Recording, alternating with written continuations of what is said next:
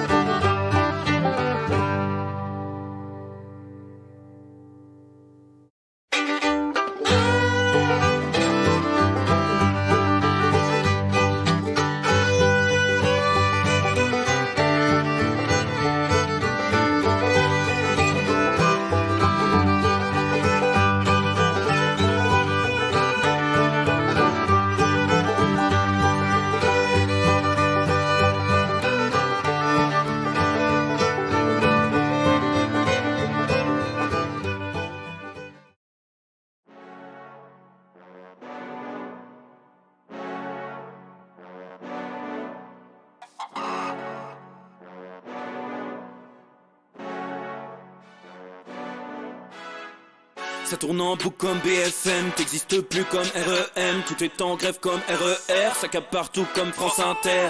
Faut pas croire tout ce qu'on dit à la télévision. Merci YouTube pour la liberté d'expression. T'as la vérité absolue, de l'info et de l'actu. T'as un doute sur le contenu, check les sources ou le nombre de vues. T'as la vérité absolue, de l'info et de l'actu. T'as un doute sur le contenu, check les sources ou le nombre de vues. Calme-toi Dimitri, la force tranquille, ça tape dans le mille. De midi à minuit, dégomme les mensonges comme des quilles. Depuis qu'il y a des séances publiques, je veux plus au cirque mais à l'hémicycle. Scandale politique et médiatique, pour rien rater il faut que tu cliques. Mec c'est Rémi, le meilleur du pire en ligne de mire. Aucun parti pris, que des avis bien réfléchis. J'suis encore bourré comme un Polac, donc j'pensais voir Laurent Ournac. J'crois que j'suis toujours à côté de la plaque, mais en politique j'sais qui est le crack. Ouais j'sais qui est le crack. Juste milieu. J'crois que j'sais qui est le crack.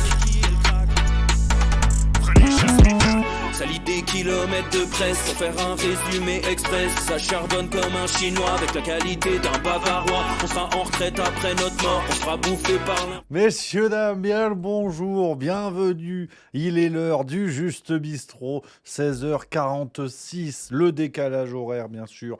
Comment allez-vous les copains après cet épisode relativement fou? Hier, voilà, on a ri, on a pété les plombs, on a pété de manière générale. C'était formidable, hein. Vous étiez près de 500 tout pile d'ailleurs en moyenne les amis. C'était complètement dingue, une belle émission une fois de plus. Pour cette semaine hein, de grand chelem avant les vacances, voilà, on se retrouve tous les soirs.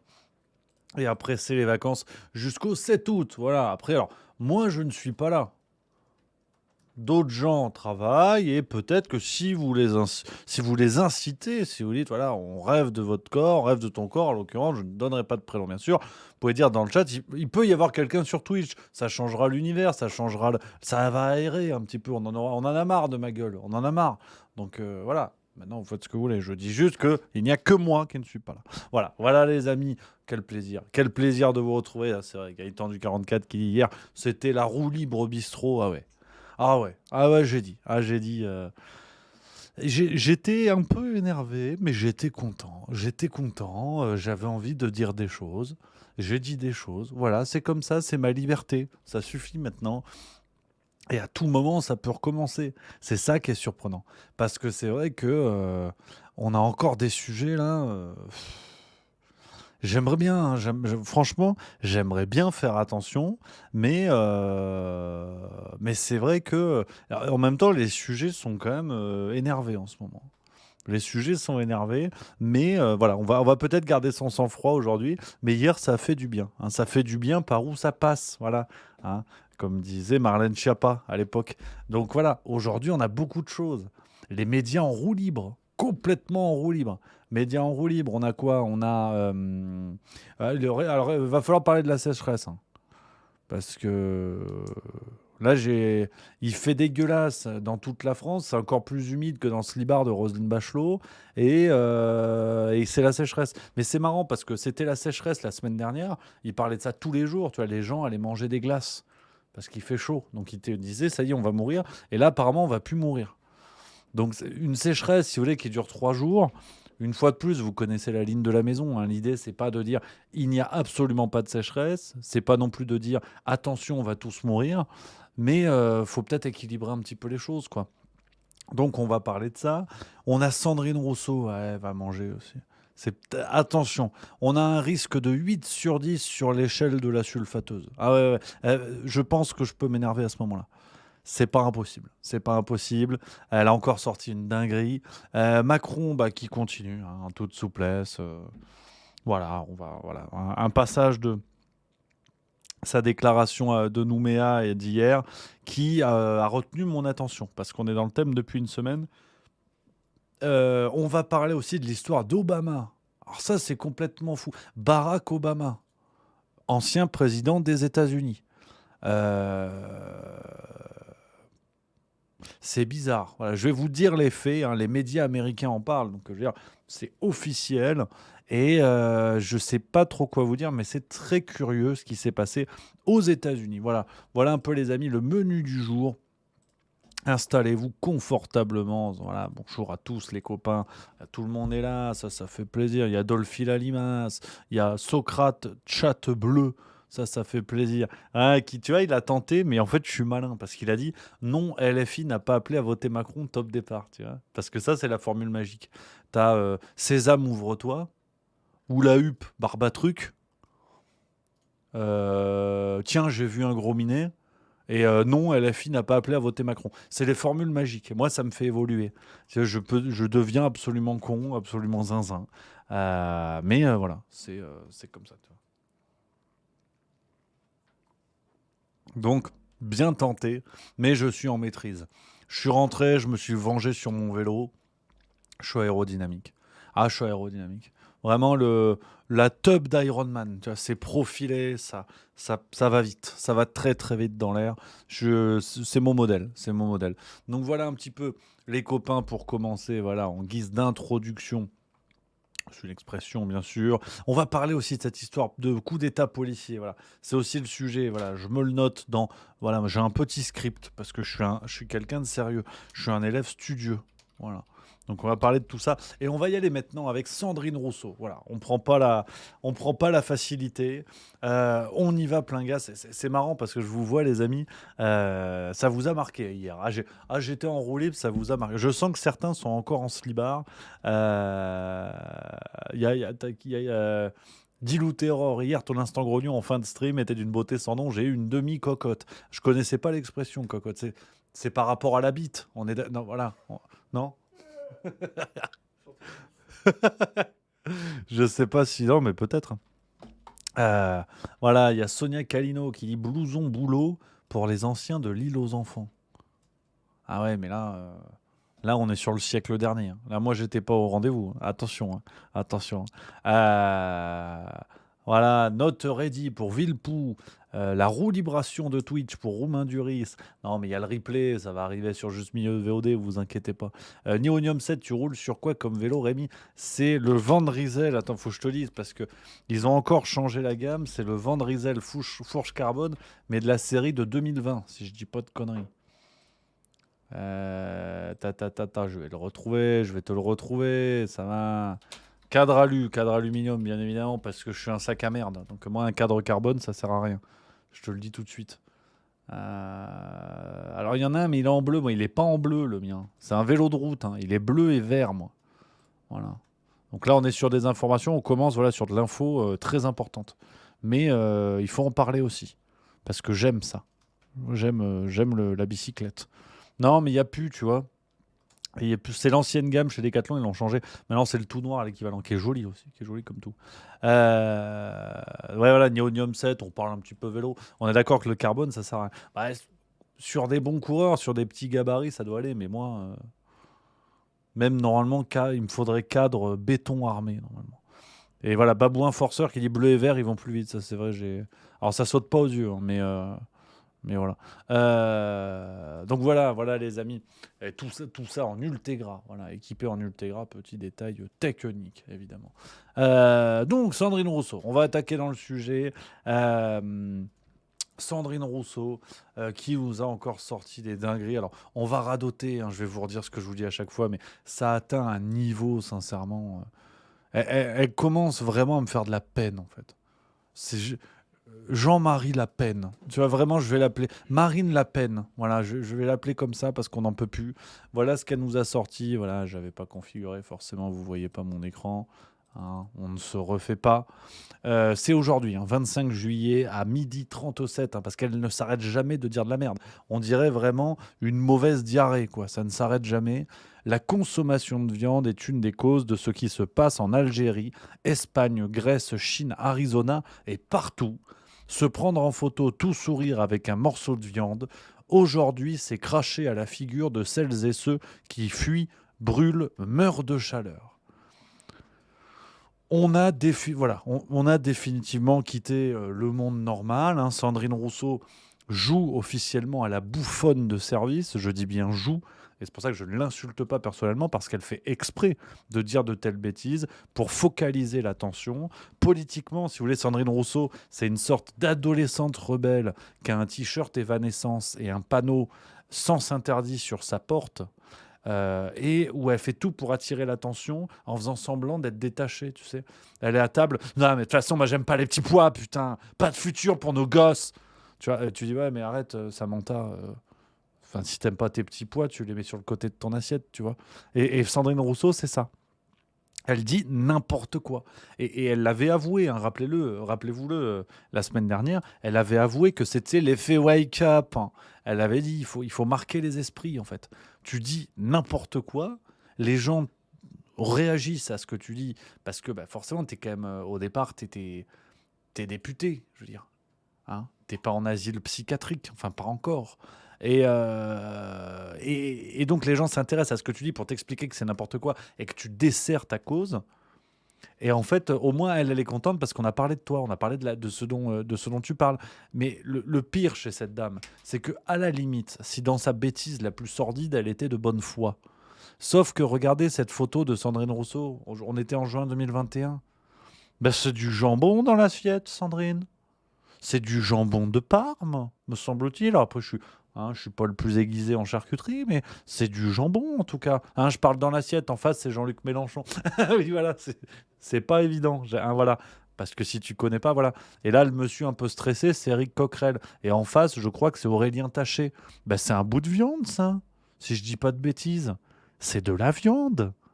Donc en fait, tu nous prends pour des abrutis niveau 2. Hein, avec tes leçons de morale à la con, en fait. Sandrine Rousseau, tu n'es qu'un prank permanent. Enfin, vous n'êtes, d'ailleurs, excusez-moi, je respecte. Vous n'êtes qu'un prank permanent. Donc, il faut voir ce qu'est Sandrine Rousseau. Et la Sandrine Rousseauisation de la politique nous mène à ça. C'est une méthode.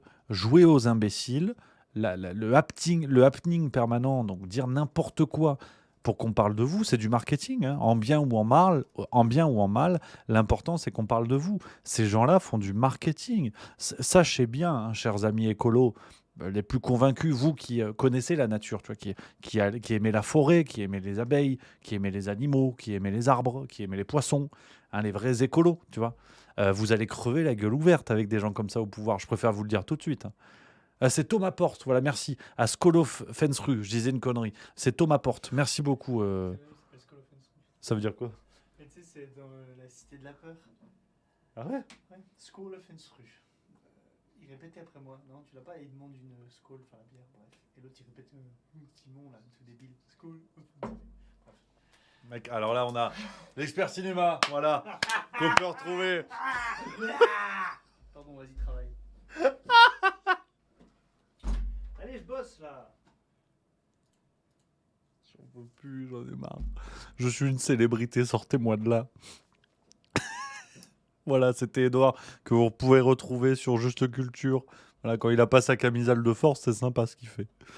Donc voilà, les copains, non mais pour dire que, chers amis écolos, en votant pour des gens comme ça, vous allez crever la gueule ouverte. Ils en ont rien à cirer de l'écologie. Pour eux, c'est un argument marketing comme les autres. Et Sandrine Rousseau, c'est ça en permanence. Je veux dire, si à la rigueur, elle ne parlait que d'écologie. Mais regardez, de toute façon, je vous l'annonce avec fierté. Il va y avoir un best-of Sandrine Rousseau. Laissez-moi les vacances, je souffle un petit peu. Et il va y avoir un best-of Sandrine Rousseau. On va faire cette vidéo-là. Je vous l'annonce parce que on n'en peut plus juste d'exposer la bêtise crasse de cette dame. Hein, on s'en rappelle, parmi les pépites, on avait des trucs comme ça. Merde, attends, j'ai pas le son, moi. C'est dans mon casque. Ah bah super. Motivation pour porter un voile, et il y en a qui portent des voiles qui sont juste un embellissement en fait. Et sur cette campagne, Sandrine Rousseau, cette campagne, mais où on voit des femmes non voilées, la moitié du visage, l'idée est de dire que le voile. L'idée est de féliciter le Conseil de l'Europe. L'idée est de dire qu'on peut porter ce que l'on veut en Europe. Et ben moi je trouve que c'est un beau message. En l'occurrence, il y a voilà. Donc, pourquoi je vous montre cet extrait, c'est parce que si à la limite Sandrine Rousseau se contentait de parler de salade et de merguez, après tout, pourquoi pas? Bon, elle est dans sa thématique politique, l'écologie, bon. Mais le problème, c'est que, on l'a déjà dit 1000 fois, hein, je vous l'ai déjà dit, le problème, c'est que l'écologie seule n'est pas un programme politique. C'est pas vrai, c'est un mensonge. Ces gens-là ont fait une OPA sauvage pour s'accaparer une thématique qui concerne tout le monde. L'écologie est un problème humain, donc c'est pas un problème de parti politique. Donc, ces gens-là se sont accaparés ces sujets-là, mais les citoyens voient bien que ça ne suffit pas. On ne peut pas voter pour quelqu'un qui veut faire de la politique, donc étymologiquement gérer la cité avec un C majuscule, et alors que le seul programme de ces gens-là serait d'installer des éoliennes. Ça n'est pas possible. Il faut parler de sécurité, il faut parler de l'école, de la santé, il faut parler de tout ça. Donc c'est pas possible. Donc qu'ont fait les écolos, comprenant que leur supercherie n'allait pas marcher longtemps, ils ont commencé à faire de l'idéologie en dehors de leur terrain, de leur emplacement de camping. J'ai déjà la tête en vacances, je vais prendre des métaphores de camping, je vous le dis tout de suite. Donc ils ont déjà commencé à élargir comme ça le spectre. Sandrine Rousseau parle du voile. Mais en quel honneur! En quel honneur! Sa raison d'être politique est de sauver les bébés phoques en Alaska. Donc de quoi? Pourquoi elle parle du voile? Mais ce qui est intéressant quand on regarde ce que disent les écolos, c'est qu'ils sont dans le sens du vent. Ils seront toujours avec l'idéologie dominante. Ça n'est pas pour rien que les écolos sont très proches, en tout cas plutôt en soutien qu'en opposition du courant woke, des courants immigrationnistes, des courants de ce que fait le Conseil de l'Europe par rapport à la question du voile. Ils jouent aux féministes. Ils jouent aux féministes en tolérant la burqa, en tolérant le voile dans ses acceptions les plus strictes. Donc voilà, ce sont des gens qui vont vous dire « Oui, les talibans de retour en Afghanistan, les talibans modérés, vous inquiétez pas pour les femmes ». Pourquoi on n'entend plus parler de la situation des femmes en Afghanistan, Sandrine Rousseau et toutes ses collègues, et toutes ses collègues de la France Insoumise et compagnie les talibans, ils nous ont vendu les talibans modérés. Ces gens-là, comme cette pauvre Manon Aubry, qui vient vous expliquer qu'un micro-cravate, c'est le sommet du patriarcat. Parce qu'on dit micro-cravate. Mais pourquoi on ne dit pas micro-connasse, en fait? Effectivement, à la rigueur, tu vois, ça aurait plus de sens. Maintenant, on dit cravate. Mais en même temps, tu peux mettre un micro-cravate sans avoir forcément de cravate. Tu vois. C'est malheureux. C'est malheureux, mais tu as le droit de mettre des bottes de pluie quand il pleut pas. Tu vois. C'est fou. Mais c'est dire le niveau intellectuel, si vous voulez. Donc, je me relance, t'as vu? J'ai senti que je repartais là. C'est fou, hein. À tout moment, ça peut dégoupiller. Donc bref, non mais tout ça pour dire que ces gens-là jouent aux imbéciles et pensent que les gens à qui ils s'adressent le sont également et le sont vraiment. Et c'est vraiment un piège dans lequel je vous invite à pas tomber, les copains.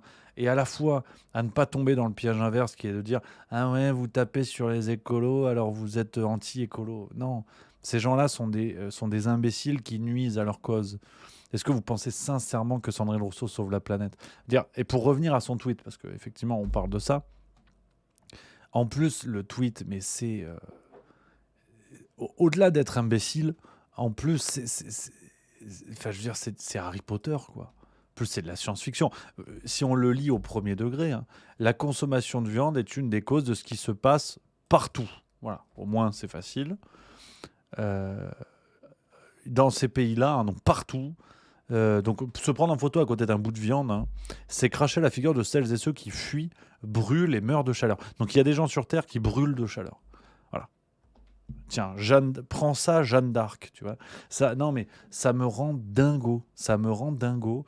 Et cette dame, en plus... Enfin bref, je vais me relancer. Tu vois. C'est fou, ça tient à rien. Il faut aller en vacances. Il faut aller en vacances. Je vais remettre... je mets Christophe Furios. Ça va me détendre. Là, je vais mettre autre chose. Je vais mettre Claude Onesta dans un vestiaire. Une séquence que j'aime bien. Ça va me détendre. On va se détendre avec des trucs comme ça. Sinon, je vais repartir à tout moment. Match, 4 victoires. Le contrat est pour l'instant rempli. Sauf pour quelques remplaçants. Je parle de Seb, de Christophe et de Guillaume. Je commence à penser que c'est pas un problème... handball, c'est un problème au risque d'être blessant de cerveau. C'est-à-dire que Seb, par exemple, j'essaie de te le dire depuis 15 jours, je te le dis encore le matin, je te le dis quand tu rentres. Je pense qu'il faut que vous acceptiez de comprendre quel est le statut que vous avez.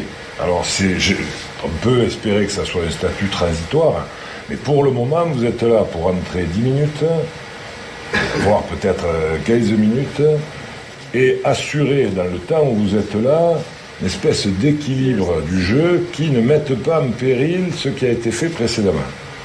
Donc, n'essayez pas à chaque fois que vous rentrez en 10 minutes de faire le match du siècle. Pourquoi faire? De toute manière, votre statut ne changera pas d'un jour à l'autre. Christophe, tu me fais plus chier à discuter avec les arbitres parce que je te jure, la prochaine fois que je te vois parler en plus avec un Anglais à 2 balles avec les arbitres, je te jure, tu dégages et tu rentres plus sur le terrain. Voilà, ça on aime. Ça on aime. Le management qu'on aime, ça me détend. Ça me détend, ça n'a aucun sens, ça n'a aucun rapport avec le schmilblick, mais je fais ce que je veux. Sinon, à tout moment, je me réénerve, comme hier. C'est la semaine avant les vacances. Bon, ça peut partir en cacahuète à tout moment. Donc, les amis, oh putain, sur Breaking News, je viens de le voir à l'instant, les amis, le fils de LeBron James qui a fait un arrêt cardiaque. Bronny James, ouais. Le jeune homme de 18 ans a été conduit à l'hôpital et serait dans un état stable. Putain, c'est chaud. C'est chaud, ça. Ouais, il devait jouer avec papa, en plus. Bah ouais. Putain, Haha, comme par hasard. Est-il vacciné? Haha.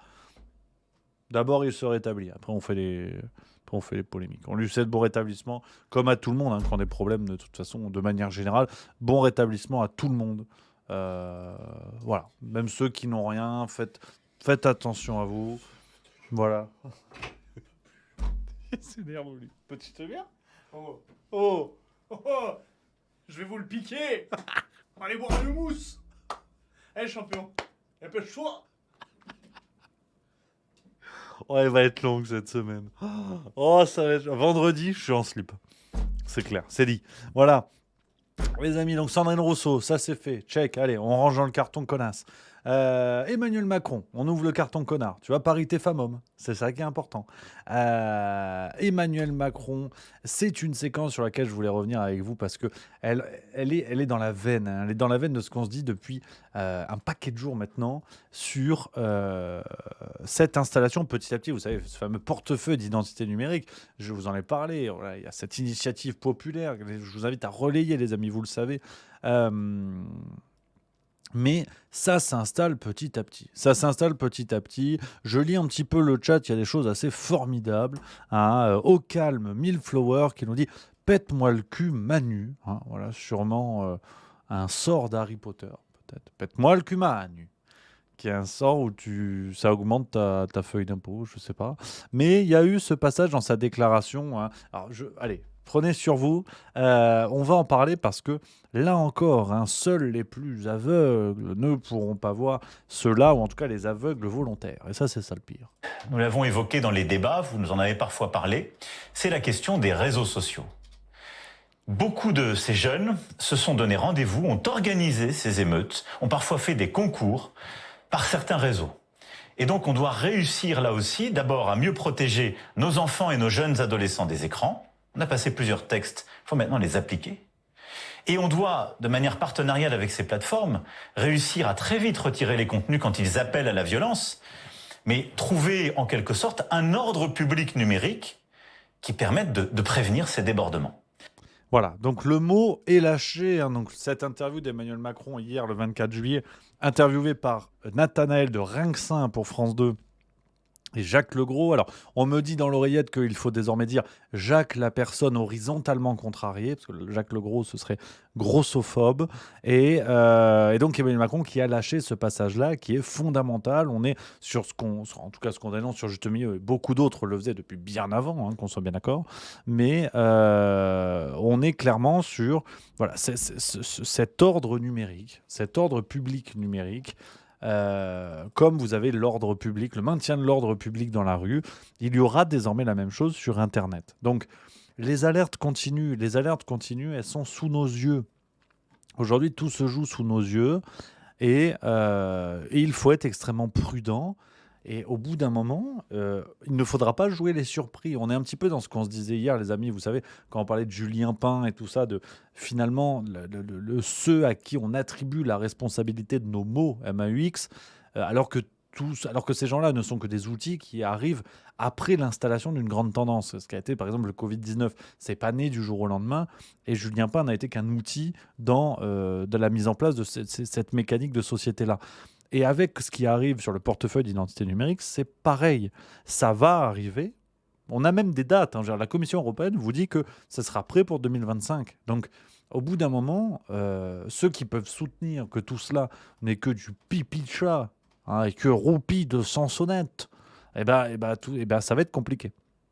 Ça va être compliqué quand ça va arriver et que peut-être que certains feront les étonner et nous expliqueront à ce moment-là que toute la faute revient aux descendants de Julien Pinte. C'est peut-être d'ici là, il y aura, je sais pas, Hervé Biscotte qui sera le fact-checker du moment. On dira, ah ouais, c'est à cause de lui et tout. Non, n'oublions pas les grandes tendances, n'oublions pas ce qui est en train de s'installer sous nos yeux avec un Emmanuel Macron qui nous le dit sans trembler de la couille. Et c'est ça qui est encore plus fondamental et qui est encore plus important, c'est que la Commission européenne vous le dit, Emmanuel Macron, président de la République française, vous le dit.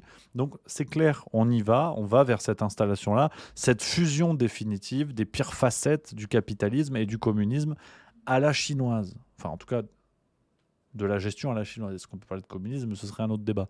Mais voilà l'autre point que je voulais évoquer avec vous, les amis. Dites dans le chat, bien sûr, ce que vous en pensez. Je vous partage, hein, vous savez, ça va être un travail de longue haleine.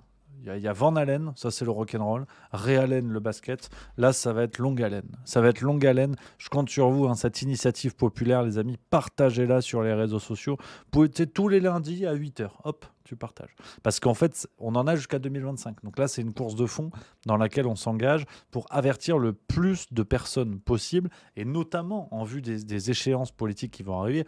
Les élections européennes l'année prochaine, on en parle peu, mais il est très important de s'intéresser à cela. Sur Juste Milieu, on va suivre tout ça de près. D'autant que la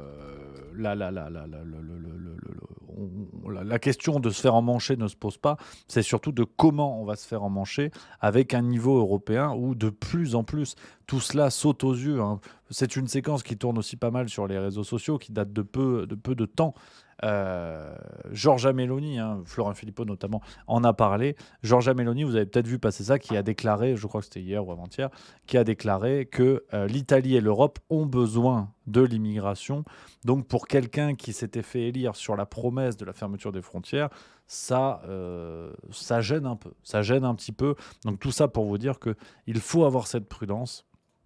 Il faut garder tout ça à l'esprit parce que on se fait duper dans les grandes largeurs, mais on a encore les moyens d'anticiper et de prévoir tout ça. Voilà, donc c'est important. Merci à SebChef17 qui vient de ça.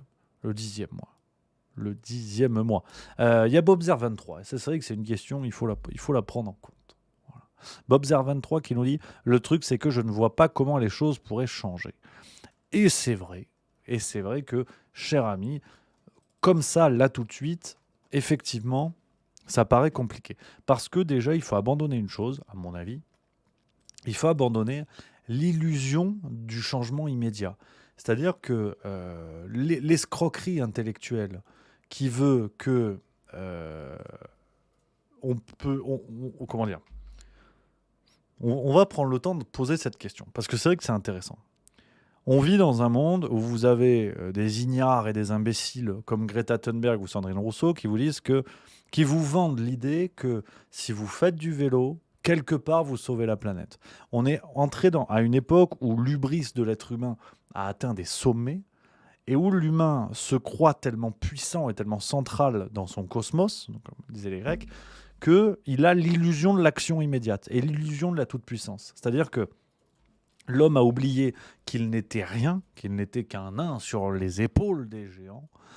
Et aujourd'hui, on est biberonné depuis tout petit, et encore plus aujourd'hui via les réseaux sociaux et autres, et à travers des courants, par exemple, comme le développement personnel. Alors, si je me lance là-dessus, j'en ai pour 1 heure, mais c'est une question passionnante. On a mis l'être humain au centre de tout. Le bonheur de l'individu seul compte, cet individu consommateur qui doit jouir et accéder à tout de suite.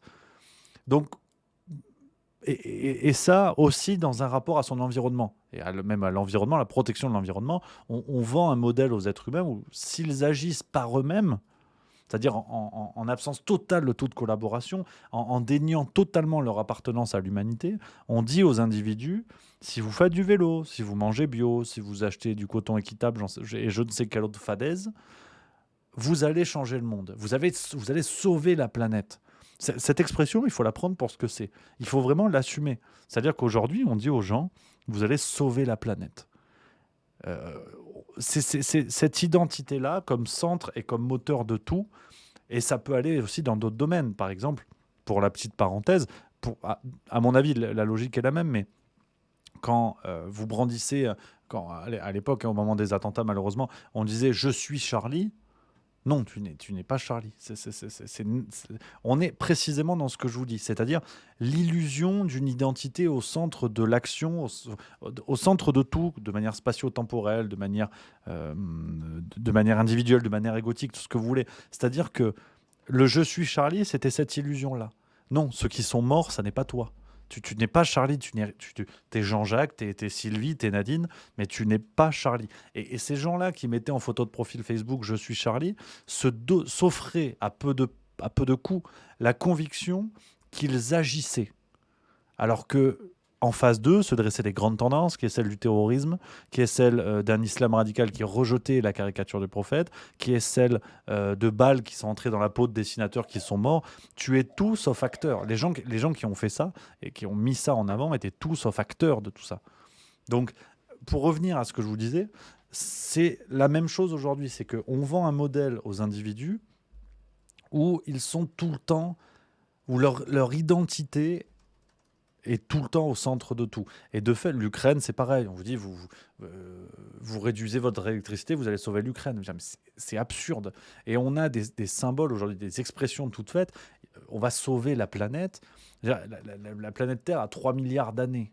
Est-ce que vous pensez sincèrement que Jean-Marc, DRH dans l'Aveyron, parce qu'il fait son tri poubelle verte, poubelle jaune, poubelle rouge, va réussir à améliorer la longévité de notre planète Terre? On est sur des formules absurdes, mais qui nous rendent fous, qui nous rendent profondément fous. Parce qu'on se dit, à l'inverse, on est tellement seriné, on est tellement biberonné par ce discours, on se dit à l'inverse, si je ne le fais pas, je vais tuer la planète. Donc, avec le Covid, c'est pareil. Vraiment, cette grille de lecture-là que je vous propose, hein, faites ce que vous voulez, mais plaquez-la sur beaucoup de discours qu'il y a, c'est-à-dire que l'individu est responsable de tout. De tout, tout le temps. Le Covid... Personne n'était en mesure de vous prouver votre responsabilité dans un cas de contamination. Personne ne pouvait le prouver avec certitude. Et pourtant, le gouvernement faisait des publicités où on allait, où une petite fille, vous savez, vous vous rappelez, a soufflé ses bougies d'anniversaire et en fondu apparaissait sa grand-mère à l'hôpital, intubée. Vendant le discours de ceux qui ne se font pas vacciner tuent les gens. Mais c'était absurde. C'était absolument absurde et scientifiquement pas sérieux. Donc, il faut voir ça, il faut prendre ça en compte. Alors, pour revenir à la question de base, je vous dis tout ça parce que je pense sincèrement que déjà, face à tout ce qu'on dénonce, face à la perte définitive de souverainisme, que ce soit pour la France, face à toutes ces grandes tendances qui façonnent le monde à venir, il faut déjà abandonner cette idée que l'individu est responsable de ces grandes tendances, que l'individu est capable, avec ses petits bras musclés, de changer quelque chose. C'est d'abord par l'acceptation de la finitude de notre rôle et de nos actions qu'on peut avancer, ce qui est paradoxal. Mais c'est ce que je vous dis, on en a déjà parlé, et ce que j'essaie de faire avec Juste Milieu. Juste Milieu ne va jamais rien changer à quoi que ce soit. Il ne faut pas se leurrer. Je veux dire, Ursula von der Leyen, Juste Milieu, non. Elle s'en bat les couilles, je préfère vous le dire tout de suite. Ceux qui avaient un espoir, laissez tomber. En revanche, ce qui est intéressant, c'est que là, au moment où je vous parle, vous êtes 484 personnes, et 484 personnes à entendre ce message-là. Ce n'est pas la voix de la raison, je ne suis pas Jésus. Mais peut-être que vous allez raccrocher l'ordinateur et que vous allez vous dire « Ah, bon, tiens, alors qu'est-ce qu'il a dit? Je vais vérifier, c'est vrai, c'est pas vrai, je suis d'accord, je ne suis pas d'accord. » Mais peut-être que ce message va infuser. Vous allez peut-être en parler avec vos collègues à droite, à gauche, et ce qui va faire naître d'autres réflexions, et ainsi de suite. Donc, il faut d'abord accepter que l'individu seul n'est rien, n'est absolument rien. C'est-à-dire, tout le monde n'est pas Napoléon. Voilà, c'est simple. Et puis même Napoléon seul n'aurait pas fait grand-chose. Donc, il faut accepter ça. Et à partir de là, on peut comprendre que ce sont d'abord les grandes tendances, ce sont les mouvements de plaques tectoniques qui changent quelque chose. Il vaut mieux faire un apéro avec 10 de ses amis pour parler du Covid-19, pour que les voix s'expriment, sans forcément que les gens soient d'accord, mais pour que les idées s'expriment, que les idées bouillonnent. Il est largement préférable de faire ça qu'un post sur un groupe Facebook avec 200 personnes où tout le monde est déjà d'accord avec vous. Ça n'a aucun intérêt. Ce sont ces grandes tendances-là, ce sont ces plaques tectoniques qui peuvent peut-être faire bouger les choses. Je le pense sincèrement. Pour moi, l'individu seul ne peut rien.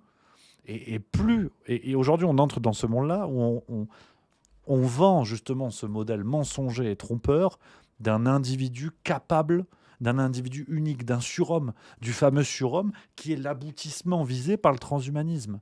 C'est que tout le monde ne pourra pas être un surhomme. Ce modèle transhumaniste qui est vendu de plus en plus est un modèle bourgeois. Finalement, de Marx à Laurent Alexandre, on n'a pas changé grand-chose. Il y aura une classe laborieuse qui permettra de faire fonctionner le monde, en tout cas qui permettra de faire fonctionner les tâches primaires, disons, que ce soit dans la force ouvrière, tout simplement, la force ouvrière qui va se maintenir tant qu'elle n'est pas remplaçable, mais le transhumanisme ne sera pas pour vous, ne sera pas pour moi, ne sera pas pour vous. Il faut être très clair là-dessus. Donc, à partir de là, ce modèle qui est vendu aujourd'hui aux masses, hein, c'est-à-dire, prenez même la publicité, qu'en est un exemple parfait. Think different, think positive, que des messages comme ça, venez comme vous êtes, tu vois, de McDonald's. Mais on pourrait faire 4 heures de philo dessus. Le venez comme vous êtes de McDonald's est l'ancienne parfaite de l'époque dans laquelle on est. C'est cet individu qui peut tout le temps, l'ultra-consommateur qui est tellement consommateur qu'il peut acheter un enfant à l'image de son désir. L'enfant devient un droit. N'est plus la nature même de l'humanité, n'est plus la condition même de l'existence de l'humanité. On a un droit à l'enfant. On a un droit, comme on a un droit d'acheter un canapé ou de louer un appartement. On a un droit sur le choix de son sexe. Et je ne me place pas sur le débat de l'identité, qu'on soit bien d'accord. Je ne suis pas en train de dire le courant LGBT, c'est bien ou c'est pas bien. C'est juste regarder froidement ce que veut dire de notre société ce débat-là. Quand on explique aux gens que, finalement, hommes, femmes, enfants, gender fluide, xénogenre, flaque de couleur, c'est le désir individuel qui fixe les cadres de conditions d'existence d'un individu. C'est du jamais vu. C'est du jamais vu et c'est la marchandisation de l'humain dans ce qu'elle a de plus abject, à mon avis. Et tout le monde on peut en débattre. Et d'autres gens pensent à l'inverse que c'est formidable. Et de droit, bien sûr. Mais il faut le voir en face. Il faut le voir en face. Aujourd'hui, quand vous dites à des femmes, jusqu'à présent, ce sont des femmes, on vous donne de l'argent, vous portez un enfant, on vous l'arrache et on le donne à une autre famille, homme, femme, c'est pas le sujet.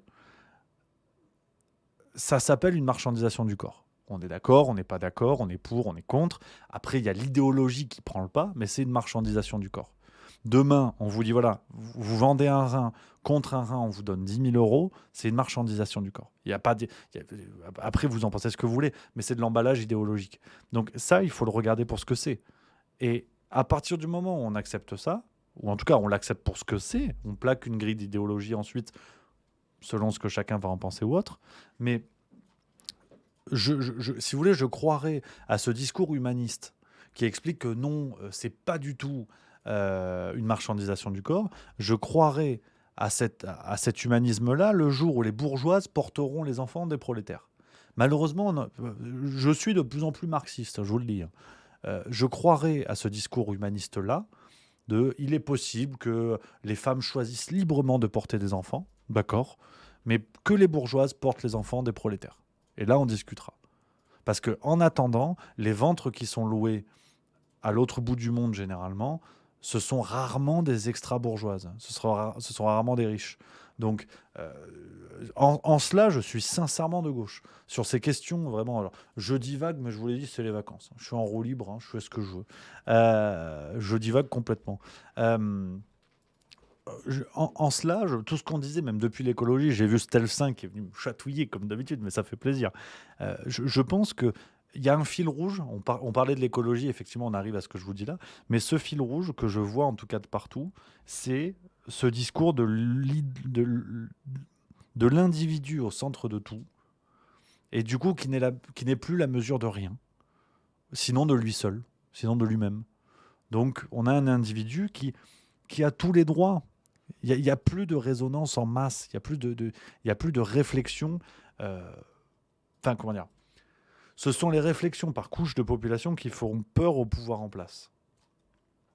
on en revient à ce que je vous ai déjà dit, de cette nécessaire séparation des citoyens, c'est-à-dire de plus en plus de cases, de plus en plus de groupes de citoyens par affinité, par religion, par orientation sociale, ce que vous voulez, se diviser pour mieux régner, qui est la dernière, on va dire l'une des dernières conditions d'existence du pouvoir en place tel qu'il est. Et on en arrive, le lien est tout trouvé. Non, franchement, c'est de la haute couture. On en arrive à un autre sujet que je voulais évoquer avec vous, le coup d'État policier. Alors, vous avez suivi cette histoire. Tu vois, tout est lié, tout est ficelé. Cette histoire de la déclaration de Frédéric Vaux, le directeur général de la police nationale DGPN, qui a déclaré concernant cet agent de la BAC de Marseille, mis en examen pour des violences volontaires aggravées ayant causé une incapacité totale de travail de plus de 8 jours. Je prends ce que dit Libération, comme ça vous avez les faits tels qu'ils sont donnés. Il a déclaré, de façon générale, je considère qu'avant un éventuel procès, un policier n'a pas sa place en prison, même s'il a pu commettre des fautes ou des erreurs graves dans le cadre de son travail. Alors forcément, ça a fait jaser de partout, avec la droite qui a dit c'est super, Darmanin qui a dit c'est super, la droite, la gauche qui a dit oh là là, mon Dieu, c'est lamentable, vous vous rendez compte, coup d'État policier, oh mon Dieu, la police, tous des salauds. Voilà. Un débat pas du tout caricatural, une fois de plus. Et je voulais... Alors, vous savez, j'aime bien penser à rebrousse-poil. Voilà, je vous le dis. J'aime bien ça. Dans cette histoire, honnêtement, au-delà du cas de l'individu qui a subi des violences, comme dans tout cas, on lui souhaite un prompt rétablissement, qui que ce soit, et dans tous les cas, bien sûr. Mais... si vous voulez, une fois de plus, je crois qu'il y a deux problèmes qui sont complètement occultés. Déjà, le premier, à mon sens, qui est celui de la gauche, certaines personnes à gauche, en tout cas la presse de gauche, qui n'est pas du tout outrée quand quelqu'un comme Pierre Palmade n'est pas en détention provisoire en attendant son jugement. Et là, par contre, quand donc ce DGPN, directeur général de la police nationale, en fait, demande la même chose, c'est-à-dire en attendant le jugement que le policier ne soit pas en prison, c'est intéressant parce que là, c'est grave, en fait. Là, tout à coup, ça devient grave. Donc, on voit bien que tout à l'heure, je vous parlais de grilles d'idéologie plaquées devant nos yeux pour voir le réel. Cette presse de gauche qu'est Libération est en plein dedans. C'est en plein dedans. C'est-à-dire des gens qui vont se scandaliser pour une chose et être tout à fait tranquille pour la même chose, mais sous un autre angle, du côté dans un autre côté, dans un autre pan politique. Donc Libération, pour changer, sont des énormes pompes à vélo. Quand ils se scandalisent de tout ça, mais je veux dire, c'est bidon, c'est nul et non avenu. Ils sont vraiment bidons. On a compris qu'ils veulent la peau de la police. On a bien compris parce que le désir de chaos, le désir d'instabilité est souvent dans les projets politiques de gauche, tels que l'histoire a pu le montrer, et parfois pour d'excellentes raisons, des révoltes populaires tout à fait positives, qui ont été en tout cas positives pour les pays en question. On voit que ce désir de chaos est souvent présent, et si la presse, si les médias de gauche, si des personnalités politiques de gauche fantasment un encadrement très strict de la police et en gros une possibilité accrue de chaos dans le pays avec des forces de l'ordre dont le spectre d'action serait très largement restreint pour favoriser le chaos. La France Insoumise pense que si le chaos s'installe dans le pays, ils seront l'issue, ils seront la solution, donc ils pourront arriver à leur fin première qui est d'être au pouvoir. La séquence de Carlos Martins Bilongo à Nanterre nous a montré que il s'est fait taper dessus avec un mortier, en fait. Alors là, j'attendais ce pauvre crétin de Louis Boyard, je l'attendais venir nous expliquer que c'était raciste, en fait. Parce que c'est vrai qu'il y a quand même quelqu'un qui lui dit dégage, je vais te démarrer, tu vois, un élu de la République. J'attendais Louis Boyard venir nous expliquer que ah mon Dieu, les violences aux élus de la République, en plus c'est du racisme. Là, il n'y a rien eu. Et ils ont tout à fait tranquillement caché cette séquence. Et là, ils viennent fantasmer, ils viennent s'exciter, comme ça, avec leurs petits bras musclés de révolutionnaires en bois. Ils viennent dire « Ah ouais, mais quand même, c'est n'importe quoi, la police. Enfin, je vais vous retrouver ce qu'a dit Mélenchon. Je veux dire, il est en train de péter les plombs. Hein. Moi, les amis, je ne sais pas ce que vous en pensez. Hein. Les soutiens de la France Insoumise qui sont là, je ne sais pas ce que vous en pensez, mais j'ai quelques échos à droite à gauche. Même du côté LFI, ça commence à devenir de la cagolerie. Mais Mélenchon, j'ai l'impression, perd les pédales. Hein. Là, Mélenchon déclare. Hein, alors après avoir accusé le CRIF d'extrême droite, bon, ça c'est encore autre chose. Mélenchon déclare: le pouvoir et ses alliés du prétendu arc républicain doivent se ressaisir et rompre avec leur complaisance pour les factieux et violents des organisations de police. Voilà. On peut lire aussi dans un communiqué commun socialiste, écologiste et insoumis. Hein, vous noterez qu'on parle plus de Nupes. On nous a bien enculé avec ça aussi. T'as vu, je me suis relancé là. Ces comportements qui mettent directement en cause l'indépendance de la justice soient punis. Tu vois. Mais de quoi vous parlez, les gars? Parce que je vais me relancer. Non, mais ça tombe toujours sur les mêmes. Mais la France insoumise, ils sont super. Ils te disent ça remet en cause l'indépendance de la justice. Tu vois. Alors attends, on me dit, il y a Nico Geek 4, tweet de Mélenchon il y a 2 heures. Eh ben, bougez pas, on va y aller tout de suite. Attendez, c'est où? Après, j'ai un truc du Moscato Show, tiens, faut que je vous montre. C'est là. Je vais aller sur le compte de Mélenchon. On va regarder. Je sais pas de quel tweet tu parles, cher ami. Voilà.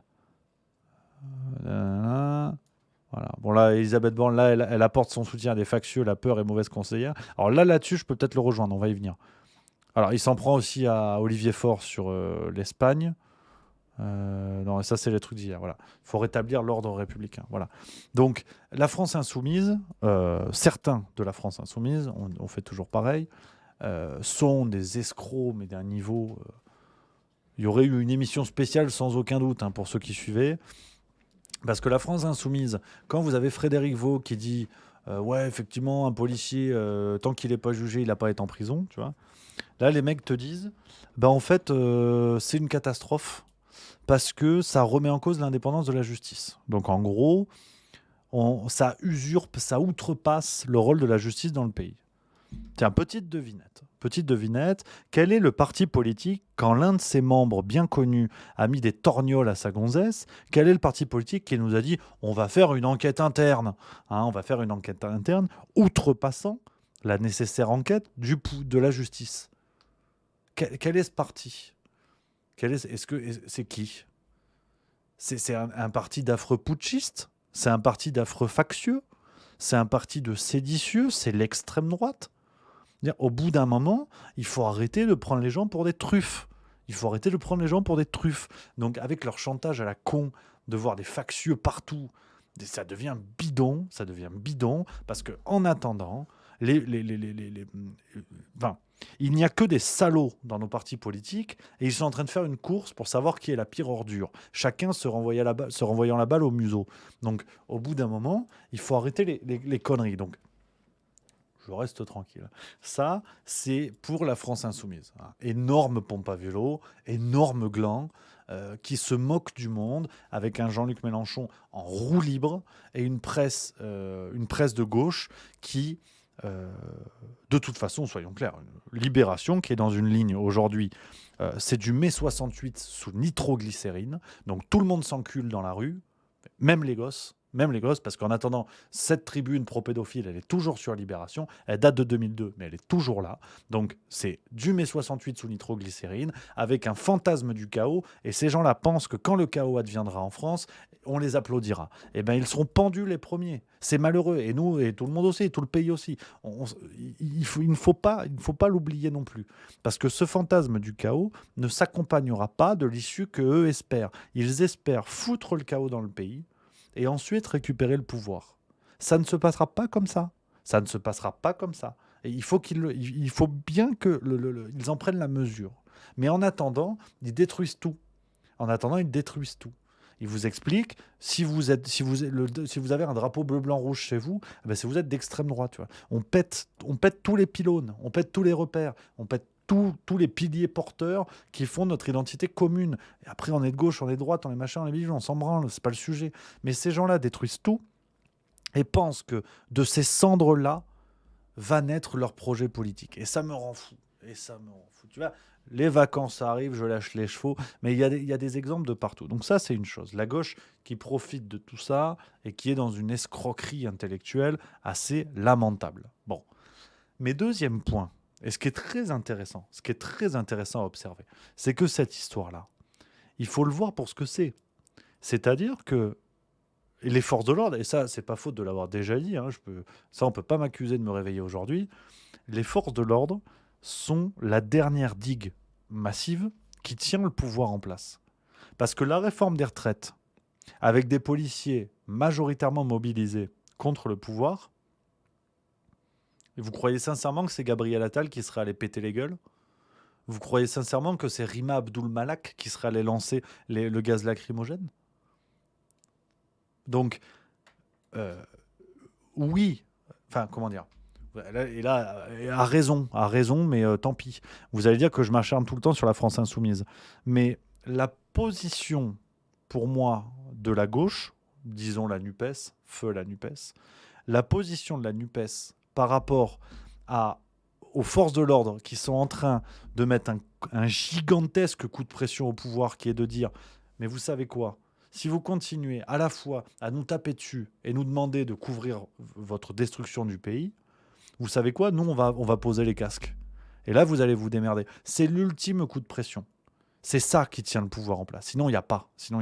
Si les CRS, si la Bravem demain dit on arrête. Vous nous envoyez à l'abattoir et c'est de pire en pire. Et en plus, vous osez nous accuser de violence policière. Donc, ils mettent un giga coup de pression au pouvoir avec un Darmanin qui est, pardonnez-moi l'expression, tenu par les couilles. Et par moments, c'est peut-être pas ça qui le dérangeait, mais c'est pas le sujet. On voit bien que le pouvoir est en train de prendre un coup de pression. Alors les médias se mettent en position pour faire barrage, en tout cas pour faire illusion, et vendent la vision aux gens que ce sont des factieux policiers qui veulent faire tomber le pouvoir. Oui, mais parce que les Français aussi veulent faire tomber le pouvoir. Donc tout le monde va dans le même sens. Demain, si les gilets jaunes ont la bonne idée de se rassembler, je peux vous dire que ça peut virer coton. Et c'est pas comment dire, c'est pas un appel au chaos, je sais pas quoi. Ça, je laisse ça à d'autres qui refusaient d'appeler au calme. Mais il faut se rendre compte que si des policiers dans certaines villes avaient posé les casques au moment de la réforme des retraites, au moment des émeutes, on n'en serait pas là, les copains. On n'en serait pas là. Donc, il faut faire attention. Le pouvoir en place tremble avec ce qui se passe. Et ça n'est pas parce que les médias ne vous le disent pas que c'est pas vrai. Le pouvoir tremble. Qui va leur sauver la tronche ? Si demain, les Gilets jaunes, je dis ça comme ça, ont la bonne idée de se réunir et de dire, nous, on est des citoyens français, on va prendre les mairies de France, pacifiquement, mais on va rentrer dans les mairies. Et il y aura une personne en gilet jaune dans chaque bureau de mairie pour discuter. Parce que désormais, nous reprenons le pouvoir. Et il faudra en passer par nous. Et même l'armée. Est-ce que vous croyez sincèrement que l'armée va suivre jusqu'au bout ? Mais il faut arrêter de penser que tout cela ne peut pas se passer chez nous. Il faut arrêter de dire oh, regardez en Afrique noire les coups d'État, regardez en Asie du Sud-Est, ils sont tellement pas disciplinés. Non, mais attention, ça peut arriver chez nous. Il faut arrêter. Il faut arrêter de malheureusement, il faut arrêter de croire à tout ça. Ça peut arriver chez nous. Ces scènes-là peuvent arriver chez nous. Et espérons-le, aller entraîner des lendemains qui chantent, on va dire. Des lendemains qui chantent. Donc, qu'on soit bien d'accord, tout ça est désormais possible. Moi, je trouve que les gilets jaunes auraient intérêt à se réveiller aujourd'hui parce qu'on pourrait avoir des policiers en gilets jaunes. Et ça peut être intéressant. Et quand je vous disais que vous allez encore m'accuser de leur en mettre tout le temps plein la gueule, mais c'est pas grave, j'assume. À mon avis, ça n'est que mon avis, je trouve que le comportement de la NUPES, disons la NUPES, est un soutien indirect à Emmanuel Macron. Parce que pendant qu'il joue la désunion, parce que rappelez-vous, ces gens-là, il y a 1 mois et demi, 2 mois, vous disiez, pour les Français, pour la France, il faut secouer le pouvoir, non à la réforme des retraites. Ils ont tellement lutté qu'aujourd'hui, on n'en parle plus du tout. Mais cette lutte-là est toujours vive, car la réforme est passée, elle peut s'enlever. Une loi peut s'enlever, ça c'est possible, ça existe. Donc, ce que fait la gauche, pour moi, c'est un énième soutien au pouvoir en place. En jouant la désunion et en vendant le discours aux citoyens et à leurs électeurs que c'est la faute de ces affreux factieux policiers, non. Les policiers vont dans le sens de ce que les Français voulaient il y a plusieurs semaines, c'est-à-dire faire tomber ce gouvernement. Donc, ce qu'il se passe du côté de la police, il faut le voir comme une secousse sismique de ce qui s'est passé il y a quelques semaines et que ces mêmes partis de gauche encourageaient et appelaient de leur vœu, c'est-à-dire le fait de secouer très sérieusement le gouvernement et de peut-être même les faire tomber. Les policiers sont dans cette même dynamique. Donc, jouer la désunion et dire ce sont des policiers d'extrême droite qui veulent casser du bougnoul et faire un coup d'État, c'est mensonger. C'est mensonger et c'est se moquer du peuple parce que policiers, gilets jaunes et tous ceux qui ont voté contre, enfin qui ont manifesté contre la réforme des retraites vont dans le même sens. Vont dans le même sens et pensent la même chose et veulent la même chose. Donc la France insoumise, je vous le dis, et ça va peut-être en rendre grognon, mais la France insoumise soutient Emmanuel Macron une fois de plus en jouant la désunion et en faisant tout pour semer le trouble sur cette situation-là. Ce sont des salauds politiquement, ce sont des salauds car ils mentent, ils trompent et ils continuent de le faire. Et ça, c'est lamentable. Donc, qu'on ne vienne pas encore m'expliquer, oui, mais ils ne l'ont jamais dit. Oui, parce que vous attendez quoi aussi qu'il se tatoue Emmanuel Macron ici. Il faut arrêter les bêtises. Et ça, c'est un truc qui m'énerve. C'est un truc qui me rend fou parce qu'on se fout de la gueule des électeurs de gauche, que ce soit les socialistes, les écolos, la NUPES ou autres. On se fout de leur gueule et... Parce que je suis obligé d'équilibrer, sinon on va me dire ah, mais tu tapes NUPES, donc tu es le Rassemblement National. En face, c'est pas mieux. Ils jouent une partition de la famille Bélier depuis des mois et des mois. Là, le Rassemblement National sont des guignols qui, d'une certaine manière aussi, fantasment le chaos et n'attendent que ça pour espérer avoir le pouvoir. Et ça, c'est quelque chose qui est intolérable parce qu'au fond, la grande majorité des Français veulent la même chose et on a juste des personnages politiques qui nuisent à l'intérêt des Français, soyons clairs. Alors, il y a Zidji qui nous dit on est loin du juste milieu quand même. Alors, dis-moi pourquoi. Ben Talagan, on ne pourra pas te reprocher de tourner autour du pot, Rémi. Alors, toi, parfois, ça fait du bien. Il n'y a plus de saison, tu n'as pas équilibré quoi que ce soit. Non, mais c'est juste milieu, justement. Le biscuit corse, tu vas te fâcher avec Poulain. Mais non, on en a déjà papoté, justement, dans les alertes générales. Ça, c'est sympa. Twitch Marigold. Après, Alexis rappelle bien à quel point être flic, c'est un taf de merde mentalement. Beaucoup craquent, ça va arriver. Mais oui, mais je veux dire, au bout d'un moment, les gars, c'est toujours la même chose. On prend des pincettes qui sont des pincettes, au risque d'être un peu dur, hein, excusez-moi, mais qui sont des pincettes de débiles. C'est-à-dire quelqu'un qui dit... soit les policiers sont tous des salauds, soit... comment dire ? Si tu dis, oui, il y a des violences policières, mais les policiers, les membres des forces de l'ordre subissent des énormes violences également, là, on va dire, ah ouais, mais en fait, t'es pro-police, t'es RN. Et si tu dis l'inverse, on va dire, ah ouais, mais en fait, tu veux casser du flic à cab, tu vois. Non, mais c'est débile. C'est débile. Faut arrêter les conneries. C'est absolument n'importe quoi. Il y a des nuances à voir sur ce débat-là. Oui, il y a des violences qui sont commises par les policiers. Oui, les policiers subissent les violences. Mais en même temps, et de plus en plus d'ailleurs, mais en même temps, des deux côtés, mais en même temps, regardez, être flic aujourd'hui, regardez ce que c'est. D'un côté, des médias et des politiciens font en sorte que le peuple vous déteste. D'accord ? Le peuple se met à vous taper dessus. Et le pouvoir, qui est censé vous aider, la plupart du temps, vous accuse de commettre des violences. Vous êtes marron de tous les côtés. Mais demain, ces gens-là arrêtent en masse. Est-ce qu'il y a déjà le cas ? Pour ceux qui ne se suicident pas, parce que aussi j'aimerais quand même j'aimerais qu'on ait un peu de cœur aussi quand même pour tous les policiers, les gendarmes et compagnie qui se tirent une balle avec leur arme de service, tu vois. Parce que c'est bien beau de dire oui, il y a des violences policières et jamais je ne le nie pas, hein, qu'on soit bien d'accord. Hein. Mais je veux dire, il faut aussi, si on est sérieux et si on est intellectuellement honnête, on regarde tout ça. Combien il y a de gens qui sont morts à cause des violences policières, combien il y a de policiers et de gendarmes qui sont morts en service et ou qui se sont suicidés. Donc quand on regarde tout ça sérieusement, déjà, voilà.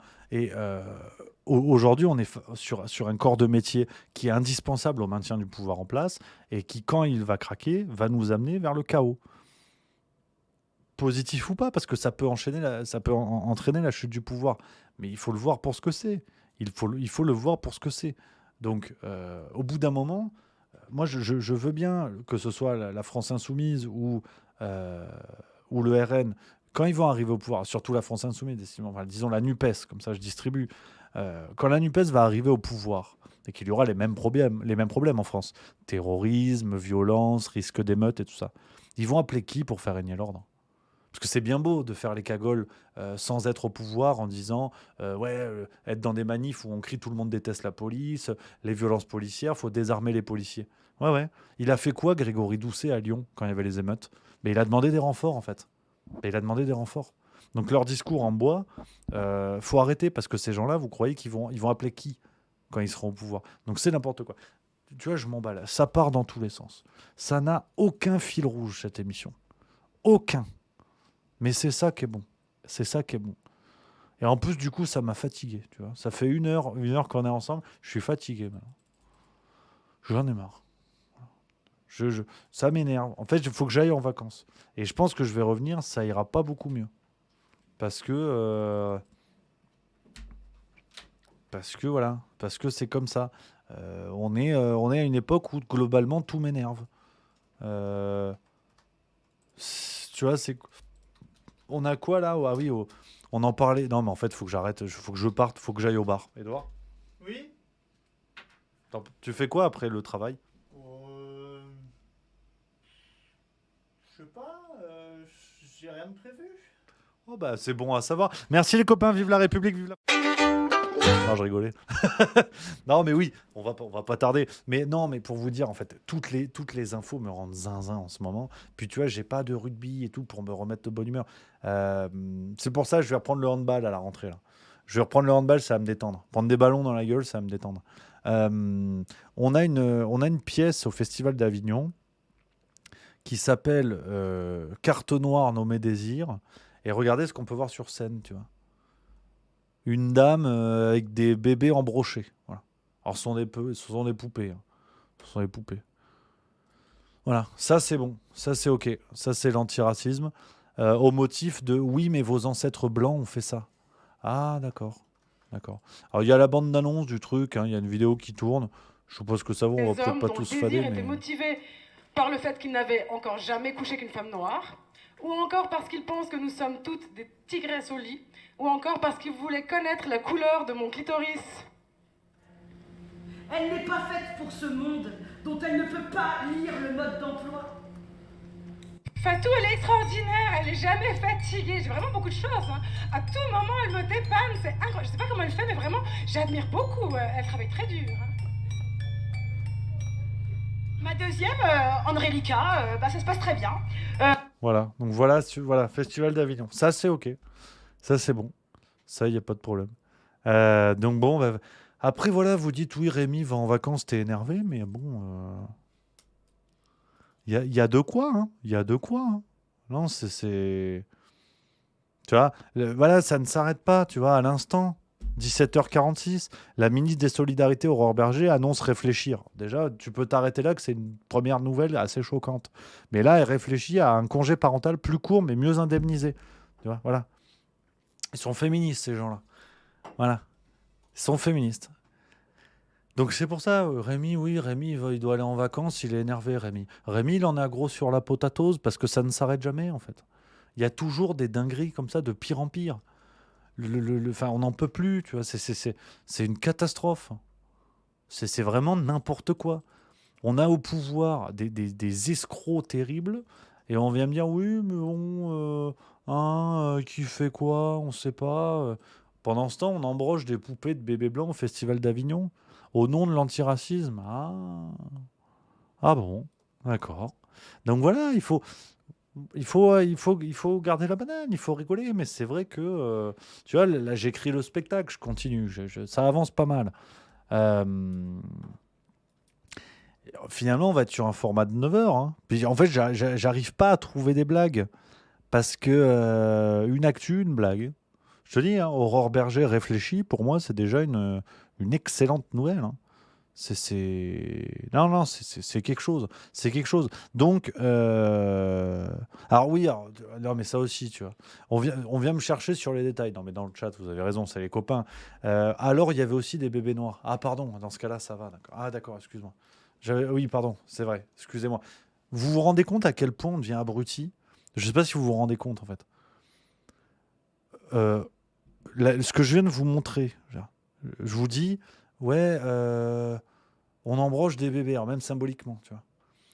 Et on me dit, ouais, mais il n'y a pas que des bébés blancs, il y a aussi des bébés noirs. Et je comprends le raisonnement, et factuellement, je suis d'accord avec vous, les amis.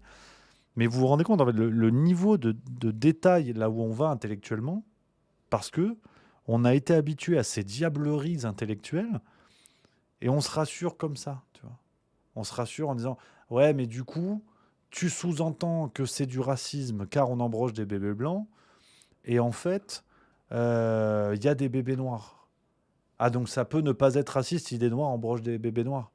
Ah, pardon. » Tu vois. Non, mais vous vous rendez compte l'époque dans laquelle on trempe, quoi, de se dire comment on se... Enfin, il n'y a rien de rassurant. On commande ça, ça devrait nous effrayer. Et on en est à ce niveau détail. Cher Barbatruc, je te taquine, mais tu connais la maison, c'est entre nous, bien sûr. Mais c'est juste pour vous dire que c'est un exemple parfait. Et dans le fond, tu as raison, je suis tout à fait d'accord avec toi, mais c'est vraiment un exemple du conditionnement intellectuel dans lequel on nous met. C'est-à-dire qu'on nous apprend petit à petit, cette espèce de fact-checkingisation des débats, on vient se choquer de ces détails-là qui n'ont pas été bien dits. Mais en fait, on embroche des bébés sur scène, les gars. Blanc, noir, jaune ou bleu. C'est dire où on en est. Et cette pièce qui se fait au nom de l'antiracisme, on se fout que ce soit des bébés blancs ou noirs. Et effectivement, j'ai dit blanc, c'est une erreur factuelle, mais on s'en branle, tu vois.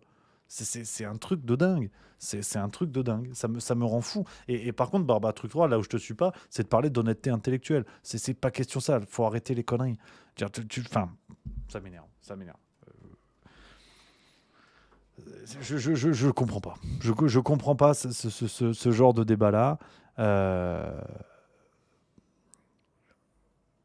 On est en train de nous... Je sais pas si on se rend compte, mais on est en train de vendre nos neurones sur le bon coin, sincèrement.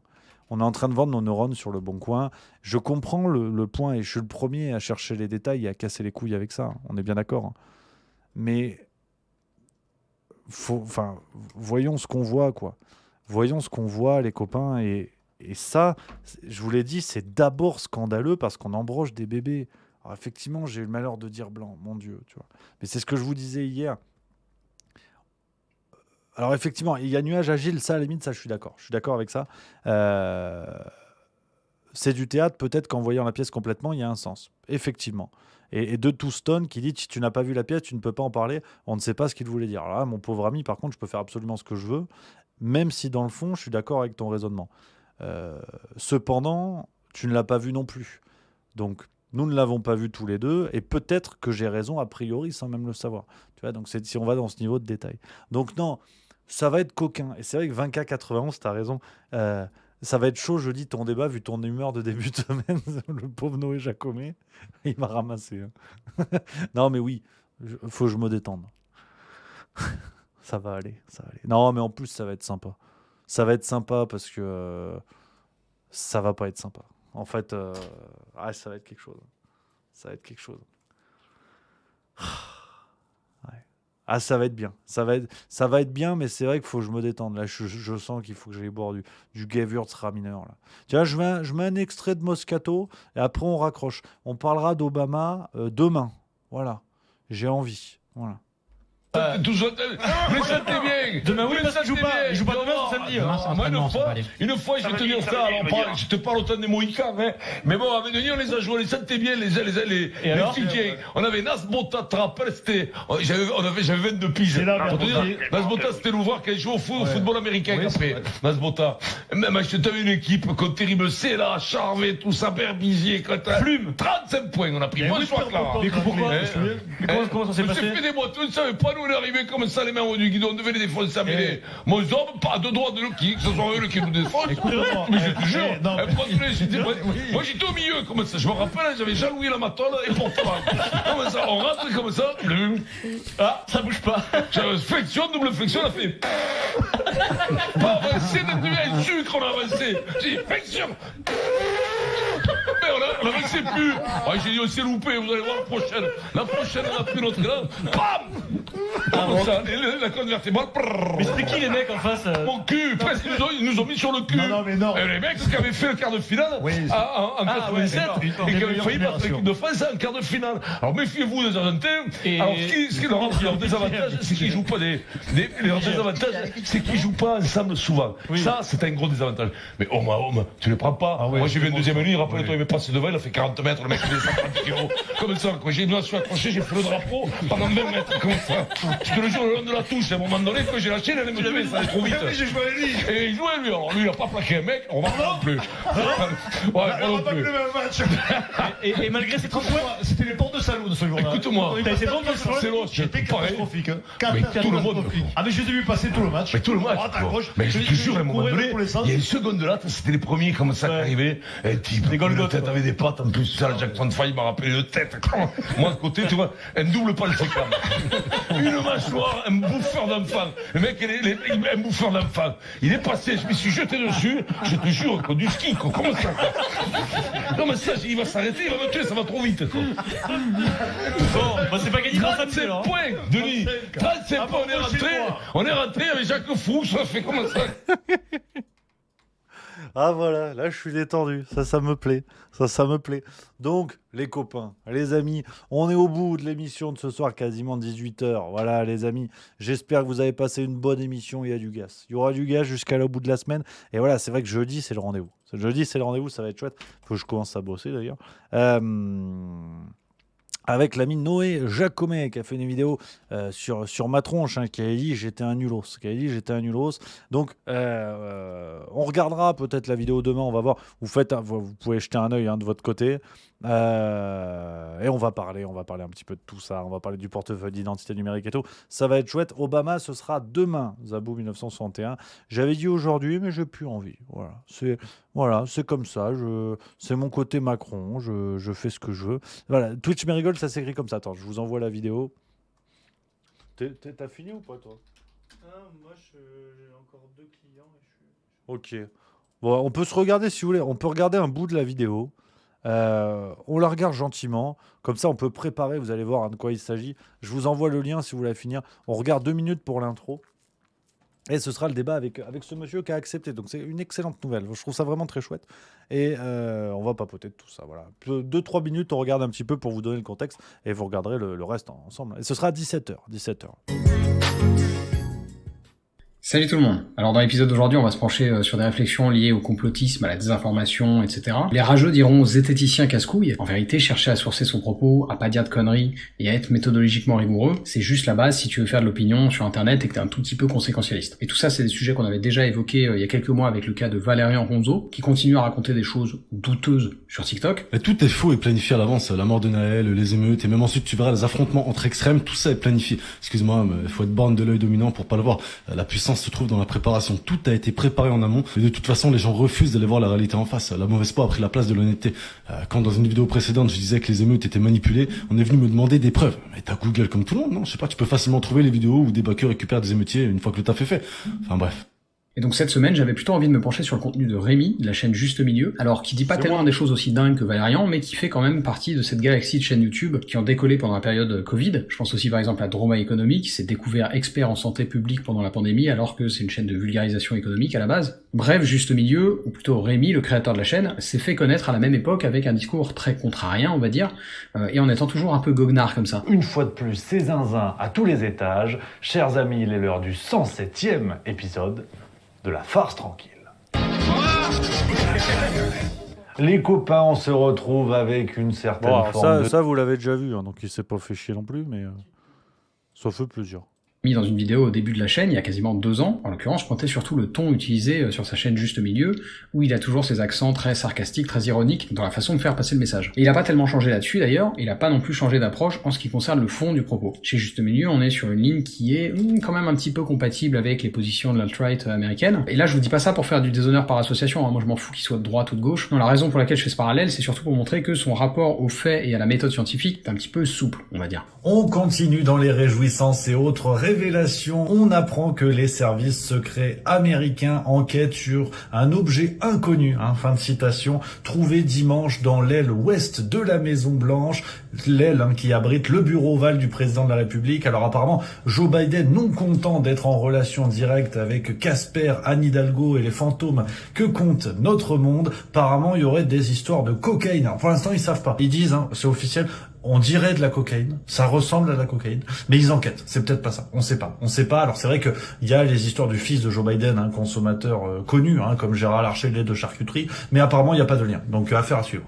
Donc si vous n'avez pas suivi cette histoire, effectivement, on a trouvé de la coke dans l'aile ouest de la Maison Blanche, qui est bien, comme le dit Rémi, l'aile occupée par le président américain, en l'occurrence Joe Biden. Et ici, ce qui est intéressant, c'est ce qui est omis par Rémi. Et quand on connaît pas, on pourrait s'imaginer qu'il y a juste le bureau ovale et 2-3 pièces. Alors qu'en fait non, l'aile ouest, c'est grand et c'est très fréquenté. Il y a des tas de gens qui travaillent là, aussi bien le président que le vice-président, leurs différents conseillers, le porte-parole de la Maison Blanche, le chef de cabinet de la Maison Blanche, et le staff respectif de tous ces gros bonnets. Donc ça fait quand même des effectifs, tout ça. Et c'est sans parler des différentes salles de briefing, des salles qui sont dédiées aux journalistes et celles qui sont ouvertes au public. Autrement dit, il y a des tas de gens qui travaillent et qui passent là tous les jours.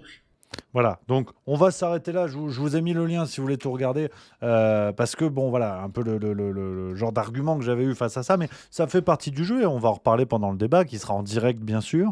Bon, alors c'est vrai que là, sur cet argument-là, c'est un peu léger parce qu'on parle de la Maison Blanche, c'est pas le Intermarché de Garges-les-Gonesse. C'est-à-dire que, bref.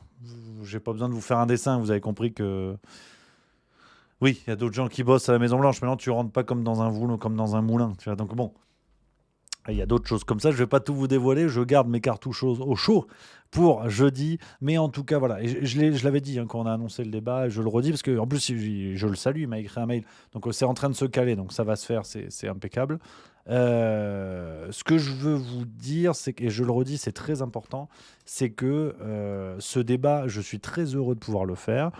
C'est pas un combat de boxe, c'est pas, il y aura pas à la fin de qui a gagné, qui a perdu. Je compte sur vous pour qu'il n'y ait surtout pas d'insultes, d'attaques personnelles, de quoi que ce soit. On fait bonne figure. La communauté Juste Milieu, on fait bonne figure parce que vous savez que j'aime le débat, j'aime la discussion et on peut y arriver si on discute ensemble, si on construit nos désaccords et on est en présence de quelqu'un qui accepte de le faire. Donc, j'ai surtout pas envie qu'on passe pour des cons et que pour la seule fois où on a un débat avec quelqu'un qui n'est pas d'accord avec moi, on passe pour des glands, à l'insulter, à machin et tout. On serait des abrutis de le faire. Donc, je compte sur vous, les copains. Ça va vraiment être chouette. Et voilà, il y a pas de, c'est pas de la boxe, il n'y a pas de machin, il n'y a pas de bidule. Moi, j'ai juste envie de défendre mon travail. Donc, c'est-à-dire qu'il y a eu des attaques, c'est un grand mot, il y a eu des petites piques, des petits plaquages sur mon travail. Je défends mon boulot parce que je fais ça tous les jours et je le fais pas pour me faire un petit peu chatouiller. Mais ça fait partie du jeu et c'est chouette parce que c'est pas tous les jours que tout le monde accepte de débattre. Donc ça, c'est cool. En plus, on sera dans un dispositif, donc on sera tous les deux. Je serai à la fois animateur et dans le débat, mais ça, à la limite, ça, c'est pas très grave. On s'est mis d'accord, on a choisi ensemble les conditions de ce débat. C'est pour ça que ce sera en direct sur Twitch, sur Juste Milieu, et le replay sera disponible, bien sûr, sur tous les réseaux de Noé Jacomet et sur Juste Milieu, également sur YouTube. Donc voilà, les copains, je compte sur vous. On fait bonne figure et ça va être très chouette parce qu'on a besoin aussi de ces moments-là. Si on est tout le temps qu'entre nous, avec que des gens qui sont d'accord entre eux, ça n'a aucun intérêt. Donc ça, c'est chouette. Le chat sera ouvert, bien sûr, mais je ne répondrai pas avec le chat. Je n'interviendrai pas avec le chat. Je vais demander à Noé s'il souhaite qu'on prenne les questions à la fin. On sera d'accord. Toutes les conditions doivent être validées entre nous. C'est normal. Parce que sinon, ça peut vite être le bordel. Donc, voilà les copains, ce que je voulais vous dire. Allez, 18h passées, voilà, on va finir là-dessus, les amis. J'espère que l'émission a été bonne.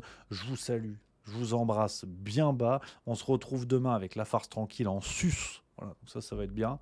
À 18h et puis un petit juste bistrot avant. Voilà, que du plaisir. Passez une excellente soirée, les amis. Vive la rigolade, vive la France.